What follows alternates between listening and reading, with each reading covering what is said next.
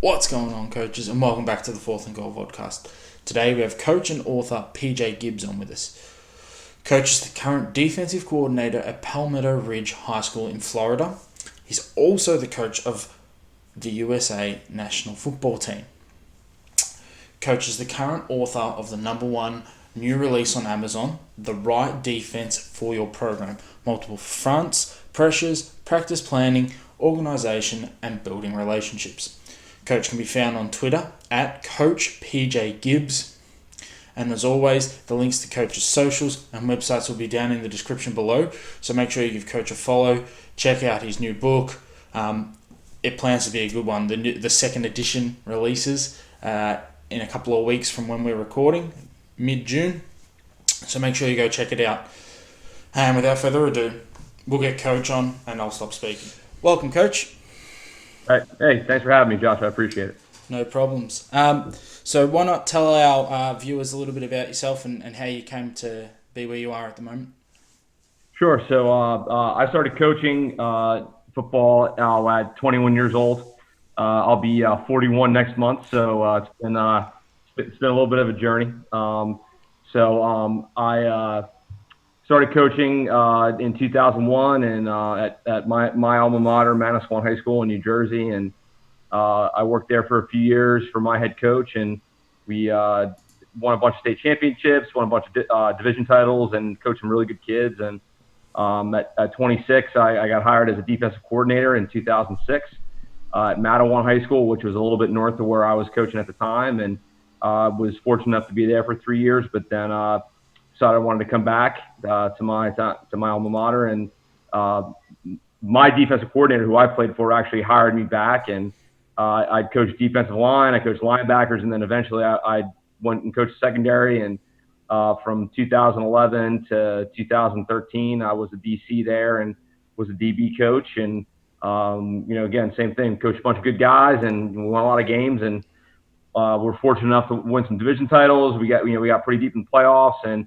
it was kind of standard for our program. To the point where we were a small school, so we had about 1,300 kids, and but we were always a measuring stick. We played in what was known as a short. They still play. It's called the short conference. So we were kind of like the measuring stick for the schools in the short conference, just because we did a lot with a lot less than everybody had, but it was just the kids' work ethic and the pride of playing for Manasquan football. And so that kind of is what drove us as coaches, because to be honest with you, a lot of the guys on the coaching staff either played, I had, 3 guys that I played with in high school that were teammates of mine that were on the coaching staff, or they had been there since my head coach got there in '85. So, I mean, there was not really a whole lot of turnover in that sense, where there was like new guys in, because everybody just knew what we had to do to be successful. And then I had a real good friend of mine who actually was a teammate of mine, got a head coaching job at Howell High School in 2014, and he was kind of hurting for coaches, so he reached out to me, and his name is Luke Sinkhorn, and Luke asked me to come on at Howell, for his first year, and I left, our alma mater, and I did that for him because him and I know each other since we were 10, so did that, and then decided, if your listeners know anything about the states and the northeastern part of the states, it's very expensive to live. And when you have a guy working as a teacher and his wife's working from home as a real estate agent, and you have 2 young kids and your taxes and your mortgage, and we were kind of robbing Peter to pay Paul. So my brother-in-law at the time was at the University of Missouri. He was a defensive analyst, and he was recruiting Southwest Florida, and he had kind of communicated to me that a lot of schools in the area were looking for coaches and teachers. So I just decided to just throw my name in the ring, and we had talked about moving, but weren't really serious. And but I got about 6 callbacks, and we were going down to visit my in-laws for Easter, and I went on a couple interviews and got offered 2 jobs, and sat down with my wife, and we decided that was going to be the best thing for our family. So we threw our house up for sale and sold it, and packed the van up in 2 cars and headed down. Made it to Jacksonville on the first day with a 3 and a 1.5-year-old in the car, and then made it down to Naples the next day. So that's kind of my journey to Florida. And then from the international side with USA Football, I started working regional camps in 2008. Former player of mine at Manasquan, Danny Gant, had started working for USA Football when they had their home office in New Jersey, and reached out and asked if any of us wanted to work a regional camp. So, for me, it was like extra money, and you got to coach kids, and they gave you a T-shirt, they fed you lunch, so it was like great. I was, newly married, and decided make some extra money, and fast forward to the fall of 2016, 2015, excuse me, my first fall in Florida, and I get an email from Coach Aaron Ingram, who at the time was not the head of what he is now. He runs everything with the national team, but he was working his way up, and he had been a college football coach for 20 plus years, University of Nevada, so on. And he sent me an email, said, would you be interested in coaching in the International Bowl, which is a game that's played in the States, and it's in AT&T Stadium. And, he's like, you're going to coach a U15 defensive back. So I said, yeah. I was like, absolutely. I'd love to do it. And that kind of springboarded me into the following year being the DB coach for a U17 Japanese team. And then the last 3 years, I've been fortunate enough to be a head coach, two on the U.S. side. And this past January, they'd asked me to be head coach for the Japanese team. So, and we won, which was pretty cool.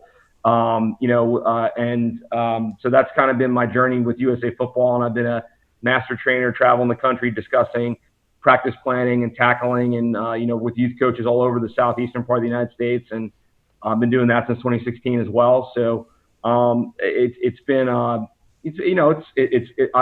honored and humbled to be able to do what I'm doing, and being able to connect with so many great people and represent a great organization and my high school and my family, and it's just been awesome. I can't say enough positive things about it.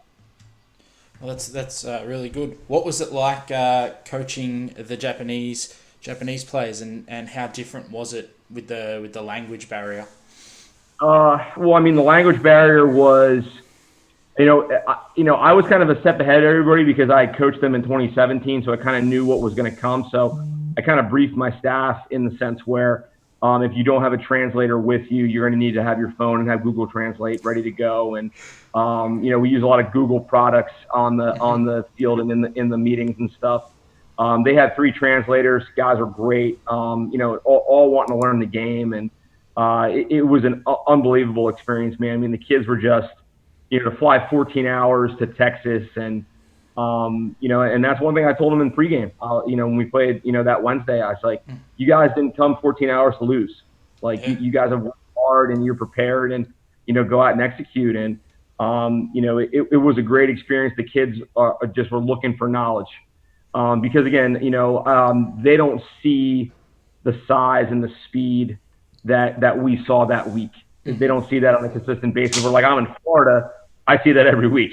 I see that every week. You know what I mean? So for me, it was really, just something that was, just familiar to me. And then, for those kids, it took them a little while to get used to. But once we got settled in, the kids played really hard, and they executed the game plan. And like I said before, I didn't, for me personally, honestly, I'm a competitor, I'm a coach, I want to win, but I was so happy for those kids because of all the work they put in during the week, and the studying they did 2 weeks prior to getting on the plane. We sent the playbooks offensively and defensively to their coaches, and they studied it, and they knew. We hit the ground running when they landed. So there really was no gray area, going forward. So I have to really, highlight their preparation and their work ethic, as to why we won that game. And what would you say? Is there a significant skill difference with the international players versus the Americans, given the Americans have been playing it most of their life? Yeah. I think 2 things. I think one, from a schematical standpoint, there's a difference because meeting with their coaches and discussing a lot of things that we do. Some of it was new to them, that they never really had heard of some of the things that we do. So that was one thing. The other thing for me was tackling. Them learning how to tackle the kids that we're going to play. Because like you and I just said, they're not used to that on a consistent basis. Seeing a kid that has a Michigan offer, seeing a kid that has a Colorado offer, seeing this kid that's going to Penn State. it's a little bit intimidating, to be honest. And so for us, we practice tackling every day, fundamentally every day. And that was one thing when we left with the coaches, the last day, before they left after we won, that we kind of sat down and we met, and they said, what was one thing that we could really work on? And the one thing I told the defensive guys, you guys got to tackle. I said, you got to tackle every day. I said, if your kids want to come to the States and play college football, they got to know how to tackle. They have to. It was, and some of our kids did it really well. I would say it was like a 70-30. 70% really needed work, 30% didn't. Yep. But that'd be one fundamental I definitely would say from the player's perspective that we needed to work on. Right. And what's it like when you were coaching the USA team and having all these 4-star Division 1, 2, 1A players, running around? What's it like coaching that level? Well, I mean, to be honest with you, it makes you look like you know what you're doing as a coach. You have these really great kids. I think, with the program, with what USA Football does and what they represent, I think for a lot of kids, it's wearing the stars and stripes, what it comes down to. Obviously, today being Memorial Day here and in the United States, and I had a bunch of my family members, and my grandfather was a World War II vet in the Navy. I had 2 uncles that fought in Vietnam. So that's one thing I kind of stress to them is like, it's not the name on the back of the jersey that's important. It's the name on the front. And, that you're going to represent your family, your high school. That's great, but you're representing your country. Yeah. So I think that for a lot of these kids to be honest with you, I think for a lot of the higher end kids, it's kind of a relief because they're not getting the social media with the 247 Sports or the recruiting thing, or they're just playing for USA Football. They're playing for their country. They're competing against the best in the world, and they get to compete at one of the best stadiums in the world. Mm-hmm. In T. So and everything is so first class run. I mean, like I said, like Coach Ingram, Charles Todusco, who's the assistant for the national team. He played in the Big Ten. He's a former receiver at Purdue, and Chuck does a great job, with the kids, and then Al Pops, who helps run the scouting and get kids to regionals, and it's a well-oiled machine. Yep. I've seen a lot of change in a positive sense since I first started in 2008. Mm-hmm. And those guys, Coach Ingram and Charles and Al, they do such a great job, from top to bottom, making sure everything is run smoothly. Lovely. All right. Changing tracks a little bit. You're also an author of a book. I'll give this chance for you to talk about what's in it and sort of, how it was and around the creative process and actually sitting down and writing a book about football and defense. Yeah. So I sat down, during this, we never came back from spring break, our school system in Florida. So we went on spring break, and then actually the weekend before we were supposed to go back, this whole thing hit. So, it's funny. My 6-year-old son sometimes will be like, "Dad, we're still on spring break," and I'm like, "Buddy, it's number 15." So he's 6. He kind of should put 2 and 2 together and stuff. And so I sat down one night, and I said, I was talking to my wife, and I said, I think it'd be pretty cool if I could sit down and write a book about just nothing really in detail, like, too crazy, but something like a youth coach or a beginning high school coach or a coach that just wants to sharpen his skills mm-hmm. would really like. And, so I sat down and I started writing, and the first night I got down, I typed 25 pages. So I'm going to do this. So, the way I did it, it's called The Right Defense for Your Program. It's been out since April. I'm actually, done with volume 2. That's going to be getting released June 15th. Mm-hmm. That's going to be more higher end football. And I'll talk about that in a second about who contributed and stuff. But the first book is your basic 4-3 that we ran at Manasquan in New Jersey.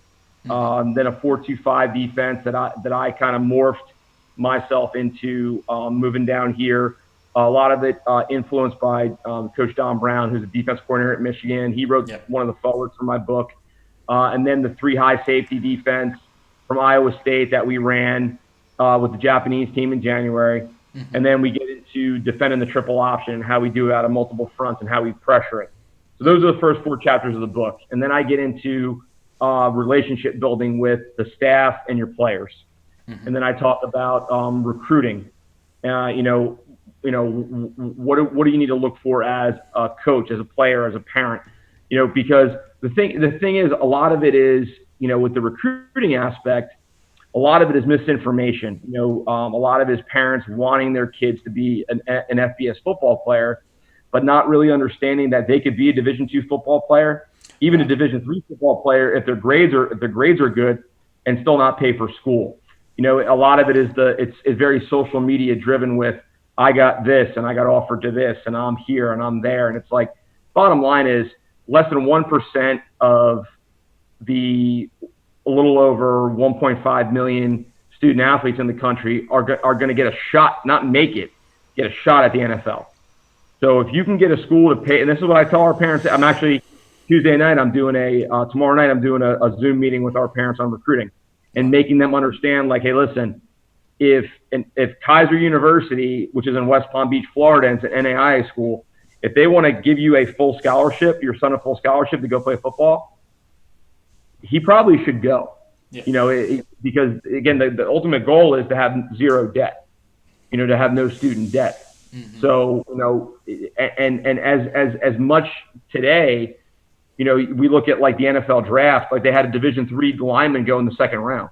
So the scouts are scouring more of the D3, D2, NAIA, JUCO than they ever have. Mm-hmm. because of certain situations in certain states with families and so on and so forth. So I thought that was something that really needed to be discussed and heard for some people, because we have so many people in our line of work that want to try to sell you the Brooklyn Bridge, so to speak. Like, hey, come train with me and I'll get you this scholarship. Like, no, it's like, and I say this, I'm going to say this tomorrow night. Like, if you want to pay me $500 to tell you that your son is great, I'll tell you another story. You know what I mean? Like, my goal is to get them to be the best player they can be in person, and we'll find a spot. There's a spot for everybody to go play somewhere. Like, we're going to have the biggest signing class in the history of our school this year, and it ranges from all the way from FBS all the way down to NAIA, and it's just where does that kid fit? Where do his grades fit? And that's the biggest struggle we as coaches face, is because, why isn't my son this? Or, well, that's not my job. Is to make sure they know what they're doing, how to line up, make sure they're doing the work in the classroom, and everything else will take care of itself. Mm-hmm. That's the biggest hurdle for us. So that's really what the first book is about. The second book is more football based. The first 3 chapters, it's our nickel package, which you and I are going to discuss in a few minutes. Defend and empty with a tight end adjustment. The 3rd chapter will go into the pressures out of the 4-3, which is kind of builds off of chapter 1 of my first book. Then I got great coaches from all over the United States to contribute to chapters 4 and 5. Chapter 4 is game planning as a defensive coordinator. So it's myself, Eric Kaskowitz, who's the head coach at Pine Richland High School in Pittsburgh, Pennsylvania. Mm-hmm. He's a defensive coordinator and a head coach. He played at the University of Pittsburgh. Had a couple tryouts at the NFL. He's a USA football buddy of mine. And then Adam Harvey, who's one of the more well-known defensive back coaches. He just got hired as the DC at Hutto High School in Texas. So the 3 of us go through from film breakdown the weekend all the way through Friday night, how we prepare for a game, and give our insight and call sheet examples and what everybody's responsibilities are. So I think that's a great chapter for, obviously, from someone that wants to be a defensive coordinator, mm-hmm. to hear kind of what we do. And then chapter 5 is about building a winning culture on and off the field. So I took it from 2 different perspectives. One is an overall team culture. So I have my brother-in-law, Justin Kramer, who's the tight ends coach at Southeast Missouri State University. And he does it from an overall team perspective, as well as with Jason Mons, who's the head coach at Seguro High School in Arizona, who he's won 6 state titles as a head coach and sent multiple players to FBS schools. So then I did it from the perspective of our black shirt defense and what it means to be a black shirt and how we build the culture within our defense. And then Coach John Weaver, who's the wide receiver coach at Maine Richland Academy in Mississippi, and then John Torrey, who's a running back coach at Denison High School in Iowa. Those guys talked about. John's going to talk about his air raid brigade for his wideouts, and Coach Torrey is going to talk about his stone cutters for his running back. So you get a team perspective, but you also get like position specific how we do things. So I think it's going to be, and you learn from the first time you do things, and you look at to do things better. So I looked at my first book. I'm like, how can I do things better? Well, first thing is like I don't think everybody wants to just hear me talk about me or our defense. Let me reach out to guys that I know that want to contribute, and they did. And I have Coach Brown did the forward for me. Coach Steve Speck, who's the head coach at St. Xavier High School in Ohio. He was Luke Kuechly's high school coach. Luke Kuechly played for the Panthers, just retired last year. And then Coach Don Reed, who was my linebacker coach for my freshman and sophomore year, who actually inspires me to still handwrite our scouting reports. I still have my 1993 and 1994 scouting reports saved on a Google Drive that he wrote.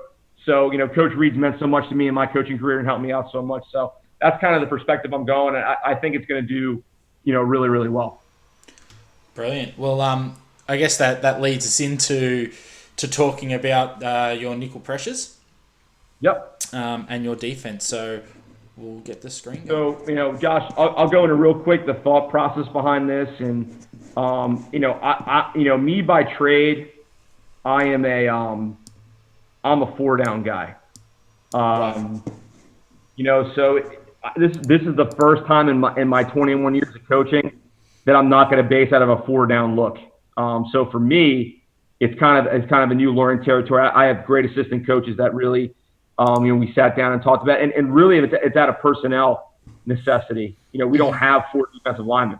Right. So how are we going to get the best 11 on the field? So we sat down and my head coach actually joked. He's like, "Well, why don't you guys run a 2-4-5?" And me and my DB coach, I talked about Nick last night. Coach Citro.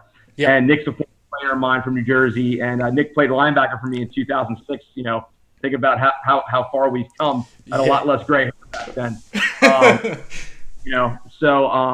But Nick and I talked, and I'm like, what? Let me reach out to Georgia and let me see what they do, and let's talk to Michigan and Wisconsin, and because everybody's doing the same thing, right?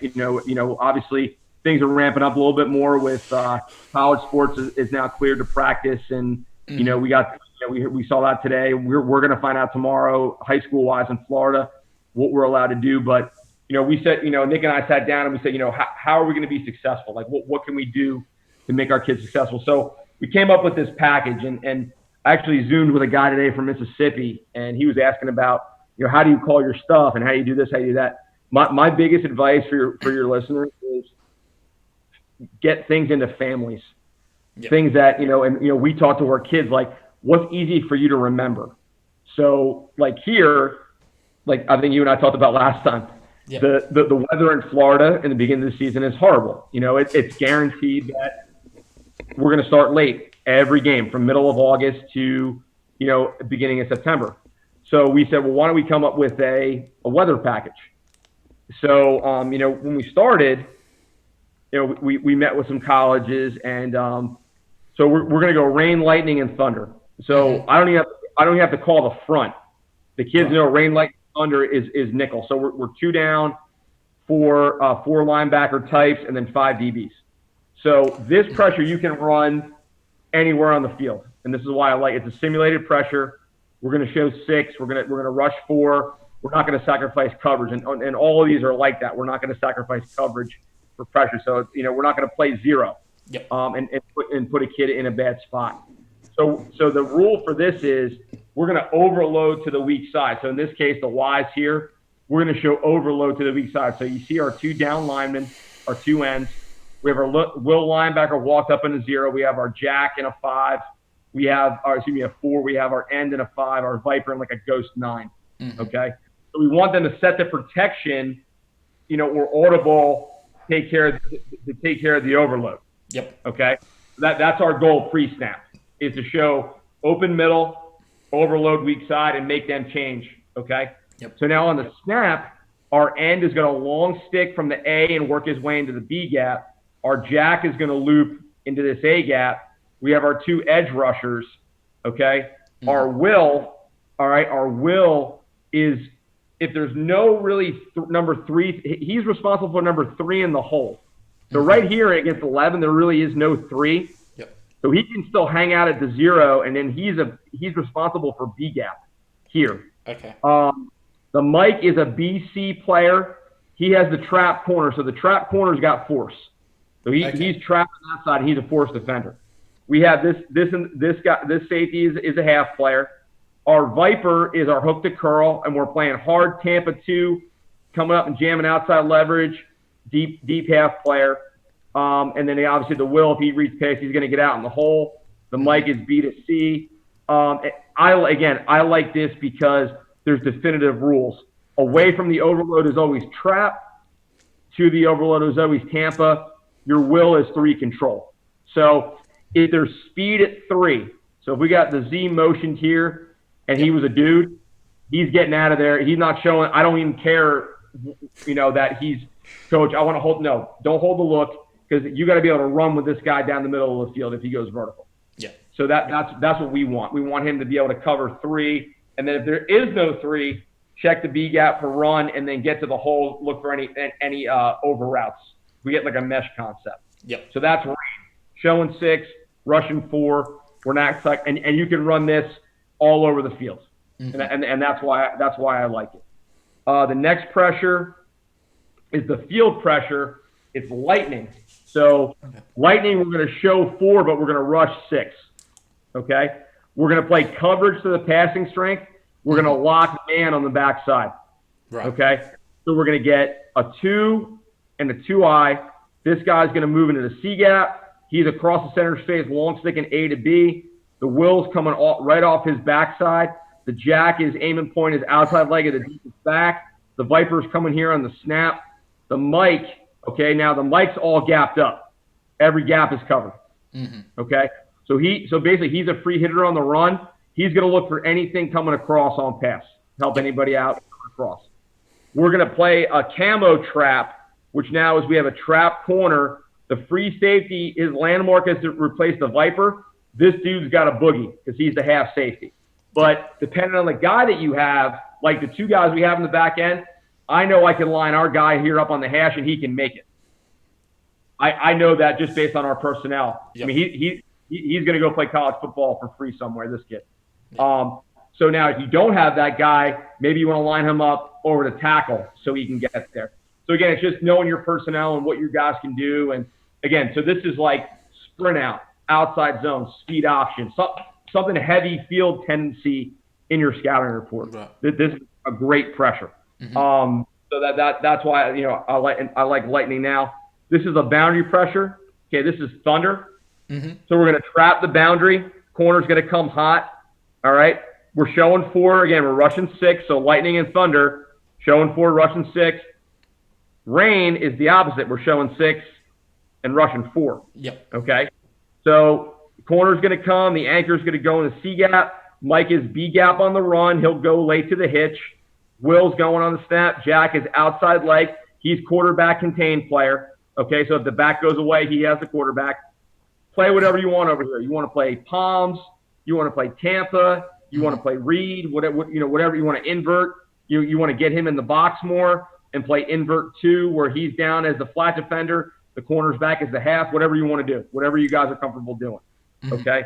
But this is like hitch to the boundary, run to the boundary, formation into the boundary. Like guys that are heavy boundary. Yeah. Again, I'm from the school of if they're going to try to throw a hitch into a blitzing corner, we have a good chance of doing something with it.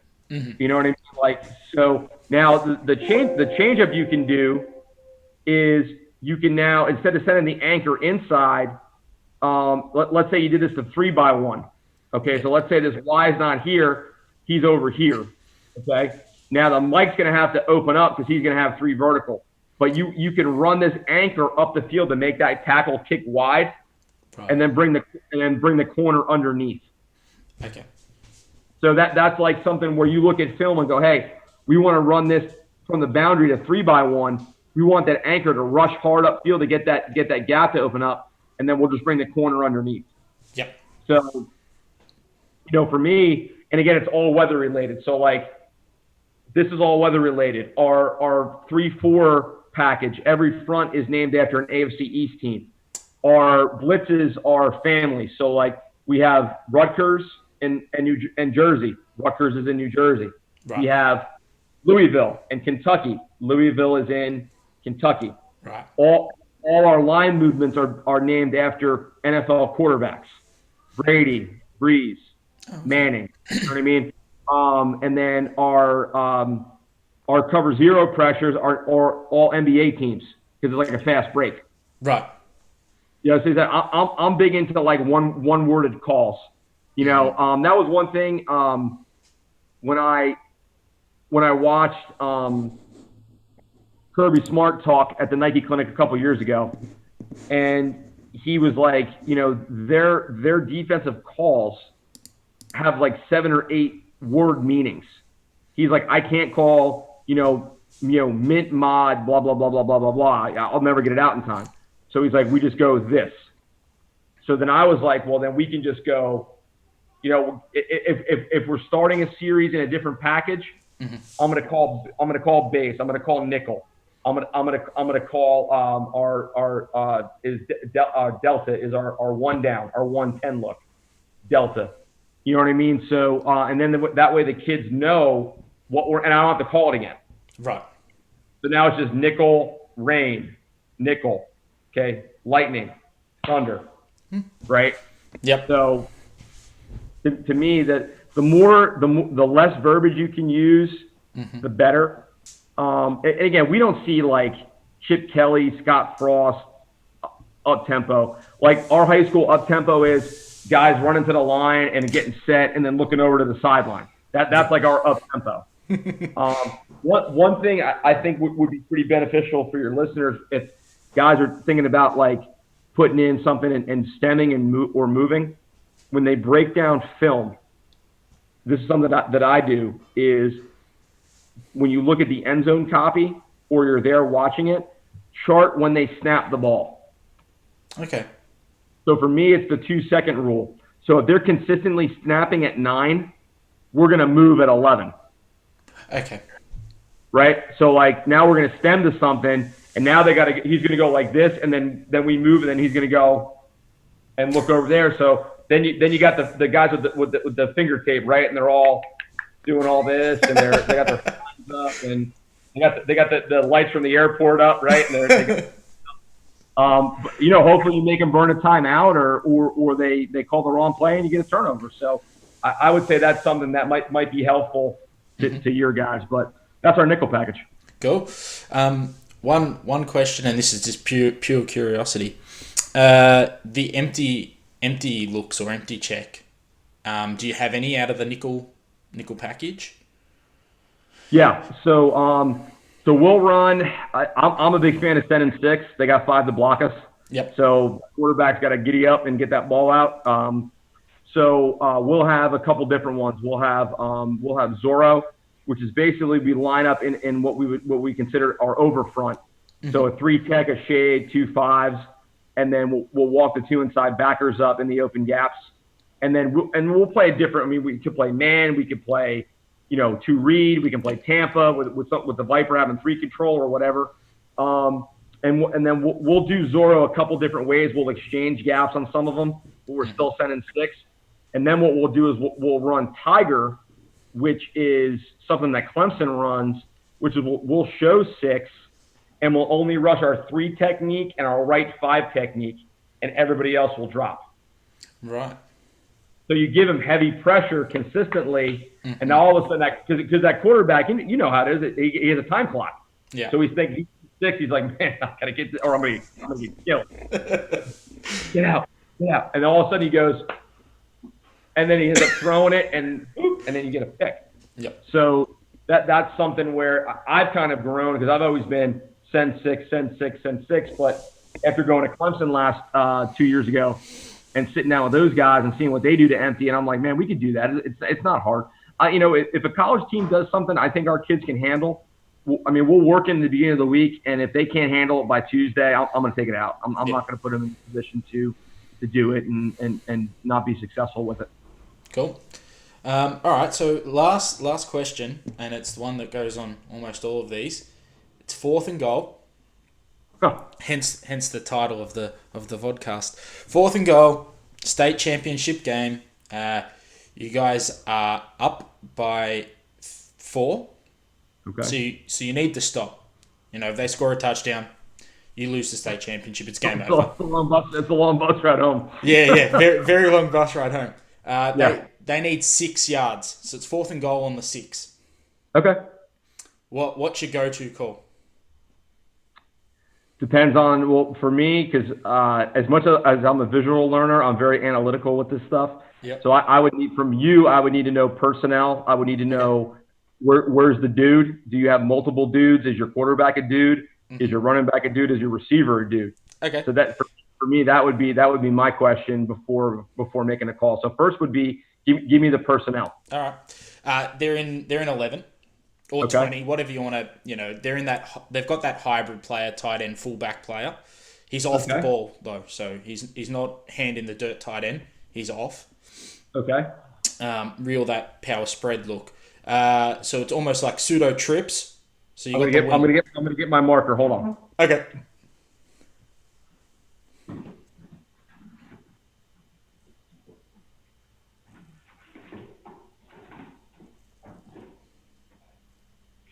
All right, so where's the ball? Middle of the field? Let's say offensive left hash. So that would make defensive right hash. So my right hash. Yep.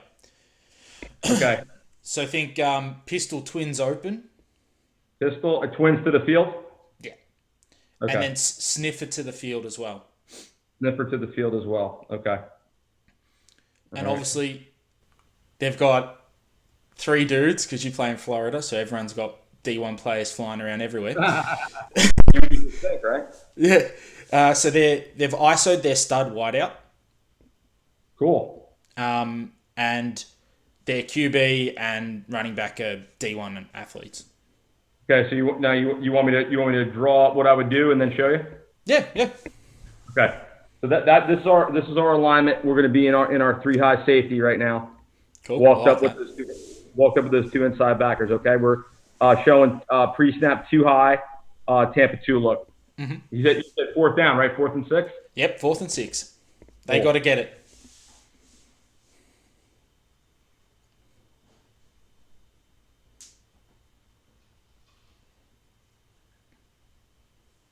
All right, here we go. We're gonna run our boundary corner pressure. Mm-hmm. So that dude, the singled out dude is kind of X'd out because we're trapping the boundary. We got the rover. He's going to become the half to the boundary, and we're 3 over 2. The backer that's not going is responsible for the B gap. We're 0-2 fours. We're going to move to the field. The Viper is in the run game because he has his Tampa 2 corner outside of him. If they want to throw anything to that single receiver, I don't think it's a good idea because we're trapping it. So if he wants to try to throw a slant, that's probably going to get picked or he's going to get hit for a 2-yard gain.